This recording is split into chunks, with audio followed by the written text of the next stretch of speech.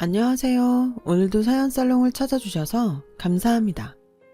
사연을 보내는 저는 작은 1인 공방을 운영하고 있는 30대 중반 기혼 여성이에요. 제가 운영하는 1인 공방은 미가공 상태의 금부치와 원석 상태의 보석을 의뢰받아 직접 장신구로 가공하는 귀금속 공방이에요. 사회 초년생 시절부터 시작해서 기혼 여성이 된 지금까지 쭉 이어오고 있는 삶의 터전이기도 하고요. 저와 남편이 막 결혼 준비를 시작하던 무렵에 귀금속 공방과 예비시모에 얽힌 이야기를 해보려고 해요. 지금이나 결혼 준비를 막 했던 무렵에 그때나 저의 귀금속 공방은 홍보 같은 걸 전혀 하지 않아 아주 잘 알려져 있지는 않았어요. 하지만 아름아름 입소문을 타고 찾아오는 사모님 고객들로 몇 달씩 대기 순번은 기본이었을 만큼 내실이 충실한 공방이었죠. 저는 부잣집 사모님들인 단골 고객들과 업계 관계자로부터 마에스트로, 장인이라는 칭찬을 달고 다녔어요. 자화자찬인 것 같아서 조금 쑥스럽기도 하지만 마에스트로와 장인은 저희 노력과 정직, 그리고 실력으로 당당히 얻어낸 결과물이거든요. 암튼 삶의 터전이 귀금속 공방이니만큼 저는 늘 금부치와 보석들을 만지며 살아왔어요. 물론 그 금부치와 보석들은 고객님들이 직접 가져왔거나 저의 공방으로 배송시킨 것들이었기에 저의 물건들은 결코 아니었지만 장인이라는 이름값에 걸맞은 세공 비용만으로도 당시에 이미 저는 큰 재산을 이룬 상태였죠. 그럼에도 헛된 사치 따위를 부리는 법 없이 늘 수더분하고 검소했어요. 주 고객층인 부잣집 사모님들 중 돈 때문에 패가망신하는 사례를 익히 접해왔던 덕분이라고 할까요? 제가 결혼을 결심했던 이유도 바로 거기에 있었어요. 그런 사모님들 이야기를 종종 목격했던 저는 그럴수록 더더욱 정직과 신뢰를 철칙같이 지키며 괜한 돈 욕심을 멀리하고 살아왔는데 마침 저와 같은 가치관을 가지고 있던 남자가 덜컥 나타나 주었으니까요. 그는 요즘같이 험한 세상에 좀처럼 찾아볼 수 없을 만큼 정직하며 반듯한 남자였고 그런 남자를 놓칠 수 없다고 생각한 제가 먼저 프로포즈를 하게 되었어요. 저희 부부는 결혼 준비를 시작했어요. 당연히 저와 남편 사이에는 아무런 문제가 없었죠. 오직 행복한 결혼 생활만이 펼쳐질 것 같았어요. 대학 입시 학원을 몇 개 운영하는 원장이자 갑부라고 부를 정도는 아니지만 풍요로운 삶을 누리며 사는 그런 사모님인 예비시모가 결혼을 반대하기 전까지만 해도 말이죠. 제가 시댁에 처음 인사하러 가던 날부터 예비시모의 결혼 반대는 시작되었어요. 시모는 화려하지는 않았지만 단정하게 신경 써서 차려입은 저의 차림새부터 트집을 잡았죠. 시댁들 자리에 처음 인사 온다는 애가 넌 그게 지금 우리 집안 수준에 맞는 복장이라고 보니? 아, 네. 제 차림이 불만스러운 모양이신가 봐요. 당연히 불만이지. 우리 집으로 말할 것 같으면야 대단한 부잣집 정도는 아니어도 나름 꽤 사는 집안인데. 이해합니다. 그렇게 생각하실 수 있죠. 하지만 어머님 생각처럼 시댁을 만만하게 보았기 때문은 절대 아니에요. 제가 화려한 걸 좋아하진 않지만 예의를 갖춰서 단정하게 신경 쓴 거예요. 됐고, 그런 옷은 어디서 사니? 시장바닥? 그거 싸구려 보세 맞지?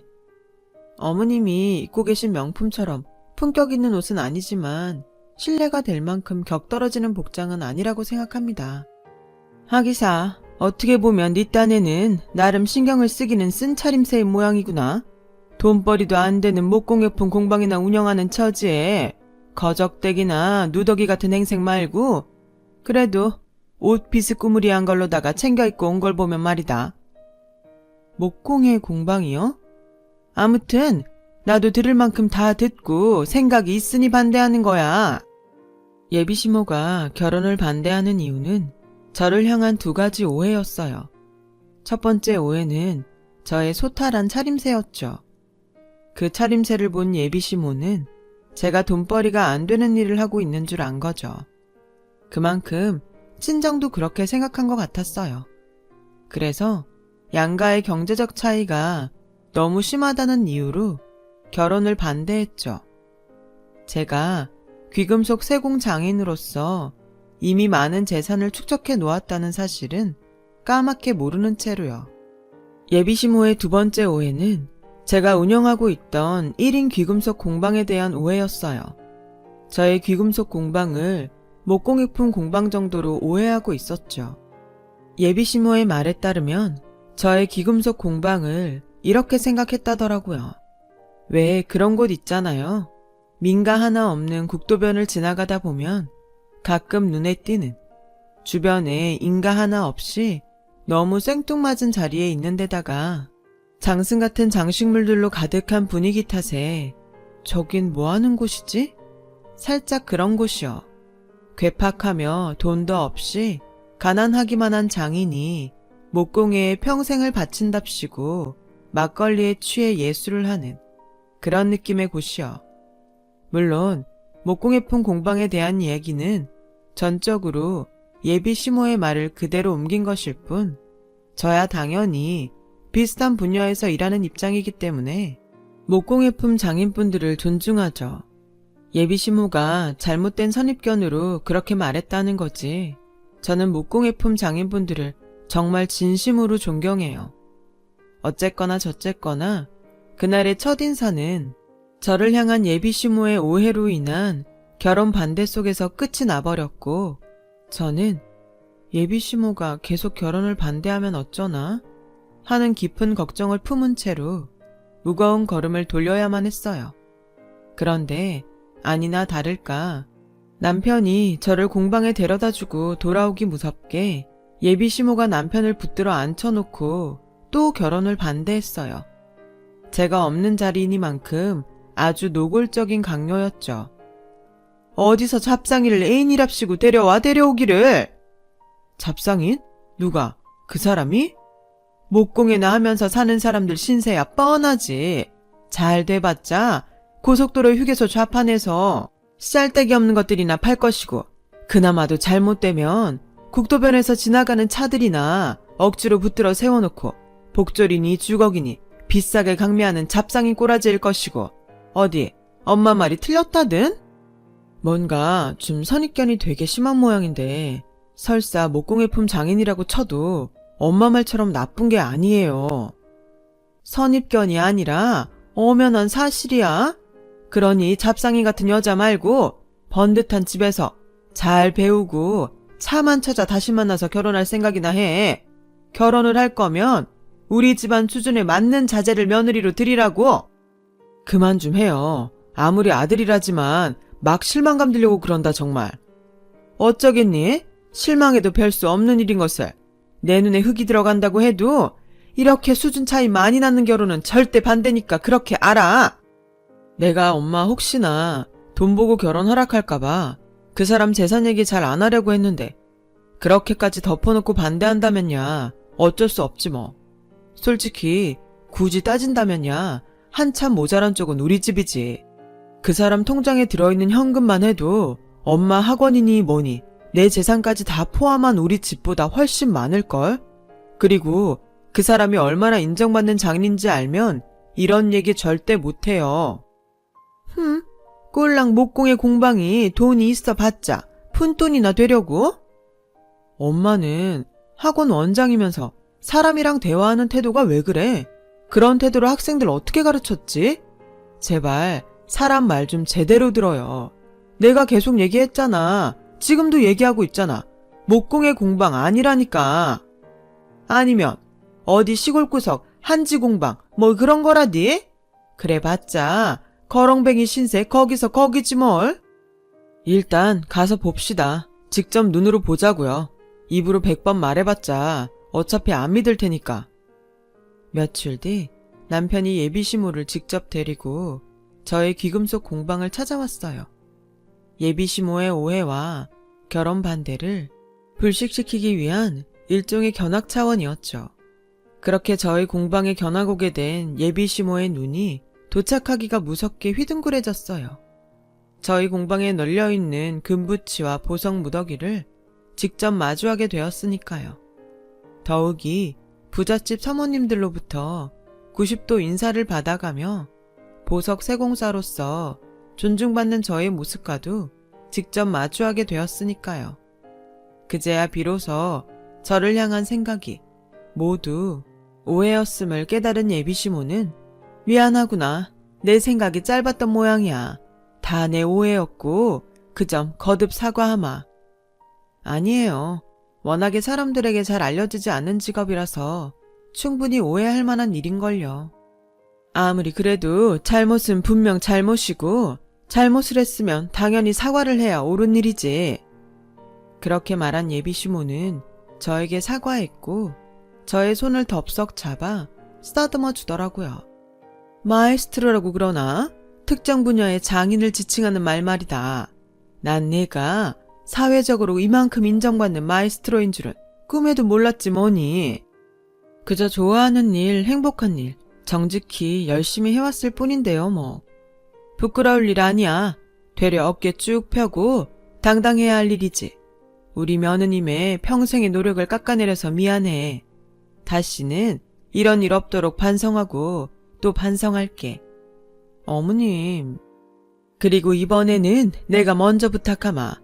이렇게 모자라고 부족한 시애미를 용서하고 내 아들과 결혼을 해주련? 그럼요. 며느리가 되어서도 지금처럼 성실하게 살도록 노력할게요. 헛된 돈 욕심에 빠져서 남편에게 피해가 가는 일 절대 없을 겁니다. 저도 약속해요. 그날 저와 남편은 자신의 행동에 대해 깊이 뉘우치는 예비시모의 모습을 보며 안도했고 예비시모가 계속 반대하면 어쩌지 싶었던 저의 고민 또한 하늘 멀리 날아가 버렸죠. 이후로도 한동안 예비시모는 훌륭하고 자애로운 시어머니의 모습이었어요. 결혼을 준비하며 난관에 부딪힐 때마다 늘 저에게 힘이 되어 주었거든요. 본인이 언제 결혼을 반대했었냐는 듯 마치 친정엄마처럼 친근하고 살갑게. 하지만 부잣집 사모님들을 주 고객으로 둔 귀금속 공방을 운영해오며 이거 하나만큼은 분명하게 알고 있었어요. 돈에 눈이 먼 사람들은 아무리 착한 척을 해봤자 착한 사람 가면 뒤로 숨겨놓은 칼날을 언젠가는 반드시 들켜버리고야 만다는 깨달음이었죠. 예비시모가 딱 그랬어요. 저를 업신여기며 결혼을 반대했던 일을 뉘우치던 모습부터 친정엄마처럼 자애롭고 살갑게 저를 대하던 행동들까지 모두 다 연기였어요. 저희 공방에 견학을 오던 순간 휘황찬란한 금부치와 보석덩이들을 마주하며 돈 욕심에 빠져버렸다는 사실을 감추기 위한 연기 말이죠. 그런 예비시모의 흑심이 드러나던 때는 제가 직접 만든 폐물을 예비시모에게 선보이던 날이었어요. 당시 저는 제가 직접 만든 결혼 폐물을 예비시모에게 선보이면서 또 하나의 폐물 세트를 꺼내 놓았어요. 폐물 한 세트는 남편과 예식장에서 교환할 반지가 포함된 폐물이었고 두 번째 폐물 세트는 예비시모의 선물이었죠. 다만 재벌집 결혼식만큼 휘황찬란한 폐물까지는 아니었는데요. 바로 그 재벌집 결혼식만큼 휘황찬란한 폐물은 아니다 라는 지점에서 결혼을 반대하던 예비시모가 돈 욕심으로 인해 결혼을 찬성하게 되었다는 검은 속셈이 분명하게 드러났어요. 예비시모는 제가 꺼내놓은 두 폐물 세트에 대해 하찮다는 태도로 일관했거든요. 심지어 그 두 폐물 세트는 제가 직접 가공한 일종의 작품인데다가 너무 사치스럽지도 않으면서 격식 차리기에 훌륭한 수준의 폐물 세트였는데도 말이죠. 제가 그런 내용을 아무리 설명해봤자 예비시모는 듣는 둥 마는 둥 하더니 대뜸 솔직히 많이 불쾌하구나. 네? 며느리가 될 자리가 못 사는 가난뱅이 처지도 아니고 시댁이랑 시애미를 얼마나 만만하게 봤으면 꼴랑 이따위 하찮은 걸 폐물의 선물이랍시고 들고 오기를. 그러니까요. 그게 어머님, 다시 잘 설명하자면 보기보다는 많이 귀한 폐물들이거든요.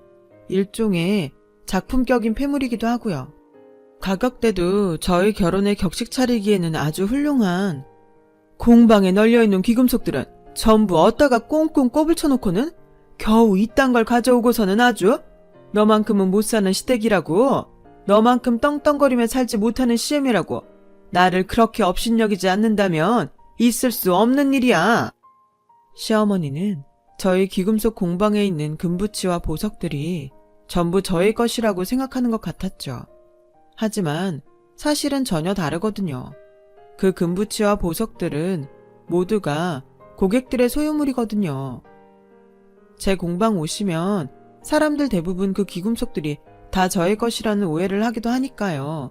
하지만 실상은 좀 달라요. 이제 와서 또 무슨 핑계를 대려고. 내가 내 두 눈으로 똑똑히 본 것이라도 없어야 속아 넘어가지. 아니에요, 어머님. 정말이에요. 저는 세공사로서 세공 비용만 받을 뿐 세공 과정에서 발생한 금가루 먼지까지 하나하나 주인인 고객들에게 돌려줘야 하는 것이기도 하고요. 네가 시애미를 아주 바닥까지 무시하려 드는구나. 내가 이래봬도 고3들 숱하게 명문대 보낸 학원 강사 출신 원장이야. 배워도 너보다 몇 배는 더 배웠고 어디 가서 무시당할 사람은 아니란 말이다. 근데 어디서 세상 물정 모르는 노인네 취급을 해 감히. 어머님, 진정하시고 제 얘기를 들어보세요. 얘기는 무슨 얘기해. 우리 집안을 얼마나 만만하고 저렴하게 봤으면 결혼 폐물까지 저렴하게 치를 생각을 한다던. 난 그게 불쾌해서라도 이 폐물 인정 못하고 받을 수도 없다. 그러니 이따위 건 내 눈앞에서 썩 치우고 생각이 있는 며느리라면 꼽을 쳐놓은 귀금속들로다가 제대로 된 폐물을 다시 만들어다 가져와. 그날 저는 정성스럽게 직접 만든 폐물을 선물로 가져갔으면서도 마치 무슨 죄라도 지은 사람처럼 시댁에서 쫓겨나듯 나와야만 했죠. 남편은 저를 공방으로 데려가는 내내 저의 눈치를 살폈어요. 낳아준 친엄마인 예비시모가 무척이나 나쁘끄럽다는 눈치였죠. 부끄러울 수밖에 없었던 것이 그날 저와 남편의 눈에 비친 예비시모의 모습은 돈의 눈먼 폐악질 그 자체였거든요. 결국 저와 남편은 이 결혼에 대해 진지한 고민에 빠지고야 말았어요. 서로를 너무 사랑하기에 절대 이별을 택할 수도 없는데 예비시모의 탐욕을 무릅쓰고 결혼을 감행해봤자 불행한 날들이 너무 뻔하게 그려졌기 때문이었어요. 저희의 사랑을 지키자면 예비시모와 의절하고 결혼을 하는 방법밖에는 없었지만 말이 쉬워서 의절이지 함부로 그럴 수 있나요?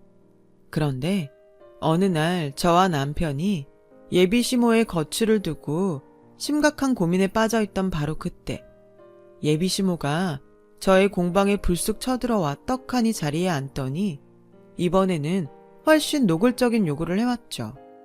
며칠 고민이 많은 것 같아 내가 직접 준비를 해봤는데 이 정도 선에서 절충하면 결혼 전부터 서로 간에 마음 상할 일 앞으로는 절대 없지 싶구나.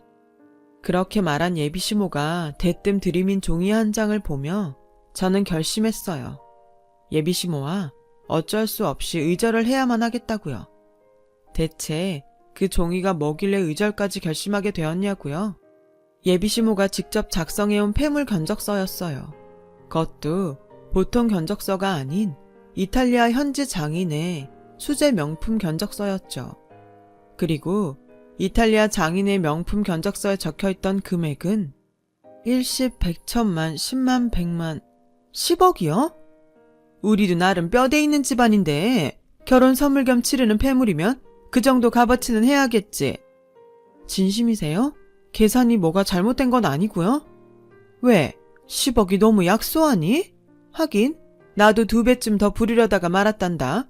생각 같아서는 20억쯤 받고 싶은데 요즘 경제도 어렵고 어쩌고 해서 반 뚝 잘라 양보한 거야.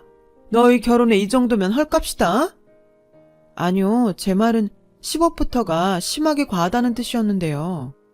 부자라며 마에스트로니 장인이니 떵떵거리며 산다며. 근데 이 정도도 못해?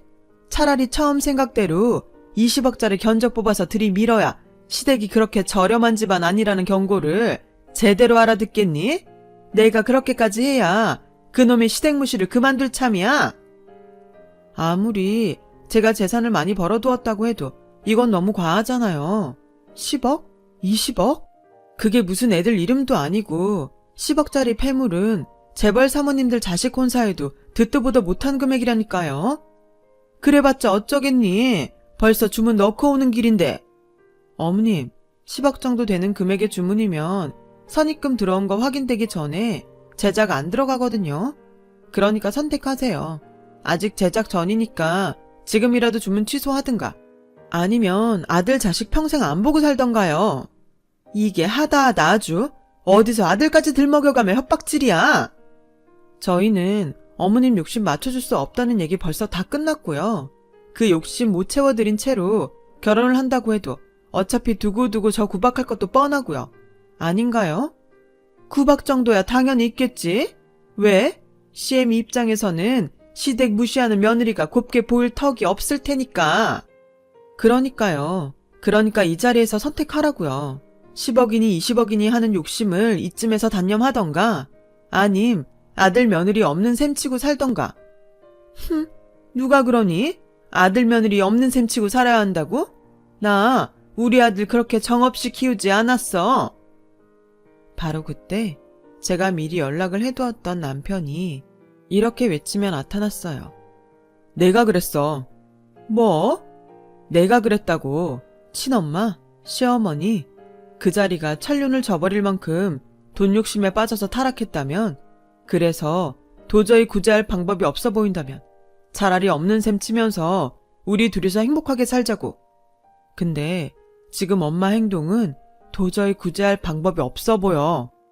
넌 잠자코 있어. 고부 갈등에 아들 남편이 끼어들 자리가 아니야. 또 혼자서 오해하고 있네. 그렇게 모르겠어? 그렇게 눈치가 없어요? 지금 이건 고부 갈등이 아니라니까. 남의 집 귀한 부인한테 생판 남처진 아줌마가 와서 폐악질이나 부리고 있는 꼴이지. 뭐? 남? 너 지금 남이라고 했니? 네가 어떻게 이래? 낳아주고 키워준 엄마한테 어떻게 이럴 수가 있어? 엄마는 어떻게 이럴 수가 있을까? 아들이 사랑하는 여자 앞에서 어쩌면 이렇게 사람 창피하게 만들 수가 있을까? 이놈의 자식이 어디서 따박따박 말대꾸를? 됐어요. 나 엄마 자식 안 해. 앞으로 안 하려고요. 그니까 여기서 더 망신당하기 전에 가세요. 가서 제발 그놈의 돈 욕심 좀 버리고 제대로 좀 살아봐. 마지막 부탁이야. 그날 저와 예비 남편은 예비 시모와 결국 의절했어요. 저는 남편을, 남편은 저를 그렇게 서로를 지켜야만 했으니까요. 의절을 선언했으니 이제 남은 건 안정이라고 생각했어요. 하객들의 축복 속에서 행복한 결혼식을 치르고 예비 시모로부터 받은 마음의 상처를 서로 다독이고 치유해가며 그렇게 부부로서 함께 살아가는 일만이 남아있다고 생각했어요. 하지만 예비 시모와의 의절로부터 채 며칠이 지나지 않았던 어느 날 저의 귀금속 공방에 도둑이 들었어요. 보안용 카드 키를 어디서 구했는지 바람처럼 나타났다가 사라진 도둑이 가져간 물건은 단 하나더라고요. 공방의 최골 단골 사모님이 세공을 위해 맡겼던 보석 5캐럿짜리 최상급 다이아몬드였죠. 그 5캐럿 최상급 다이아몬드의 당시 가격은 현금 1억 상당이었어요. 내심 지피는 구석에 있던 저와 남편은 설마 하는 심정으로 CCTV를 돌려보았고 늦은 밤 바람처럼 나타났다가 사라진 다이아몬드 도둑은 역시나 미안해 정말 남편 될 사람으로서 당신 볼 면목이 없다. 괜찮아 당신 잘못도 아닌데 뭐. 어떻게 내 잘못이 아니야. 아무리 의절했다고는 해도 어쨌든 우리 엄마가 저지른 도둑질인데. 돈 욕심에 빠진 사람들은 원래 그렇더라. 그놈의 돈 욕심 때문에 결국 주변 사람들까지 상처 입히고야 말더라고. 그런 모습들 내가 많이 보면서 지내와서 잘 알아. 그니까 절대로 미안해하지 마. 당신은 피해자고 나도 피해자고 우리 둘 다 피해자일 뿐이니까. 피해자가 죄책감에 시달리는 법은 세상에 없어. 아니, 근데 도대체 어떻게 들어와서 그걸 가져간 거야? CCTV랑 보안이랑 철저하잖아. 내 말이. 저와 남편은 며칠 동안의 CCTV를 돌려봤어요. 마침내 단서를 찾아내었죠. 예비시모와 의절하던 날의 CCTV 기록을 통해서요. 예비시모가 10억 상당의 폐물 견적서를 들고 공방을 찾아왔던 날. 그때 이미 돈을 제대로 뜯어내겠다는 작정을 하고 쳐들어왔던 모양이더라고요. 제가 내어줄 커피를 직접 타고 있는 사이에 공방의 금고를 무단으로 열어 보안용 카드키를 주머니에 넣는 장면이 CCTV에 고스란히 찍혀 있었거든요. 그 장면을 보면서 이 예비시모라는 사람이 참 몹쓸 엄마라는 생각이 들었던 것이 예비시모가 보안용 카드키를 훔쳐낸 금고의 비밀번호는 남편의 생일이었어요. 결국 예비시모는 그놈의 돈 욕심을 채우기 위해 끝끝내 자식마저 이용해버린 셈이었죠. 그걸 알게 된 남편의 실망이 하늘을 찌른 건 어찌 보면 무척이나 당연한 일이었고요. 저는 일단 차마 말을 잇지도 못한 채로 친엄마를 향한 실망감에 치를 떠는 남편부터 다독였고, 남편이 마음을 가다듬은 다음에는 다이아몬드의 주인인 단골 사모님에게 도난 사실을 고백했죠. 평소 저의 올바른 행실을 익히 알고 있던 단골 사모님은 감사하게도 저와 남편에게는 어떠한 잘못도 없다며 선을 딱 그어주었고, 저희 부부와 단골 사모님은 다이아몬드를 훔친 예비시모를 경찰에 신고하기로 뜻을 맞추었어요. 지극히 당연한 처사였고 정말 어쩔 수 없는 선택이기도 했죠. 1억짜리 다이아몬드가 저희 부부의 소유물이 아닌 만큼 부득이한 처사인데다가 자칫하다가는 세공장인으로 살아온 저의 평판을 심각하게 해칠 수도 있는 일이었으니까요. 한편 경찰에 신고를 마친 저와 남편이 예비시모의 행방을 수소문하던 그때, 예비시모는 다이아몬드를 팔아치울 금은방을 찾아 거리를 전전하고 있었나 봐요. 난관에 봉착한 모양이었고요. 출처도 불분명한 5캐럿짜리 고가의 다이아몬드를 감히 함부로 사겠다며 나서는 금은방은 없을 테니까요. 결국 숱한 금은방 주인들에게 문전박대당한 예비시모는 절치부심하며 전당포를 향했어요. 그 다이아몬드를 현금화할 수 있는 곳이라고는 전당포밖에는 없는 까닭이었겠죠. 그렇게 막 첫 번째 전당포로 들어가려던 예비시모의 앞에 누군가가 불쑥 튀어나왔고, 그 누군가의 모습을 마주하기 무섭게 예비시모는 사색이 되었어요. 누구겠어요? 경찰을 대동한 저와 남편이었죠. 경찰과 저희 부부를 마주한 예비시모는 잠시 당황하더니 불길하고 불안한 표정을 애써 지워가며 악다구니를 치기 시작했어요. 평생 안 볼 것처럼 굴더니만 이제 와서 무슨 염치로 내 앞에 나타난다든? 저희도 그러면 마음이나마 얼마나 편했을까요? 우리 눈앞에는 보이지 않을지언정 혹시나 어머님이 그놈의 돈 욕심으로부터 벗어났을지도 모른다는 희망이라도 있었을지도 모를 테니까요. 말 끝마다 그놈의 돈 욕심, 돈 욕심? 내가 이래서 너를 몹쓸년이라고 했던 거야. 입만 열어대면 시댁 무시에 시애미 무시가 매번 정도를 넘어서서. 그만하세요. 누구 잘못이고 누가 몹쓸 사람인지는 어머님 스스로가 벌써 다 증명해버린 상황이니까. 뭘? 내가 뭘? 저희가 경찰이랑 괜히 왔겠어요? 찾아가는 금은방마다 문전박대 당했고 결국 전당포밖에 갈 곳 없는 처지라는 거 모르고 왔을까요? 생사람 잡지 말거라. 난 그냥 지나가는 길이었어. 그래요? 이 얘기를 듣고도 그냥 지나가는 길이라고 우길 수 있을까요? 어머님이 쫓겨나던 금은방 한 군데서 경찰에 제보했어요.